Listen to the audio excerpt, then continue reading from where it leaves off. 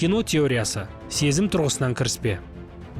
Жаңа гуманитарлық білім қазақ тіліндегі 100 жаңа оқулық жобасы аясында аударылған құнды еңбектердің бірі кино теориясы, сезім тұрғысынан кіріспе туындысы.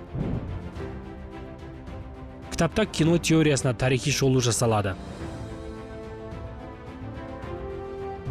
Көрермен мен экран арасындағы байланыстың түрлі ерекшеліктеріне жеке-жеке тоқталып, философия мен неврология тоғысында пайда болған жаңа теорияларды түсіндіреді. Модернистік және неореалистік, психоаналитикалық, аппараттық, феноменологиялық және когнитивтік теориялар туралы кең ауқымда түсінік береді. Цифрлық дәуірдегі кинематографиялық тәжірибені зерттеудің жолдары ұсынылған. Гуманитарлық оқу орындарының студенттеріне, сала мамандары мен кино теориясына қызығатын оқырманға арналған.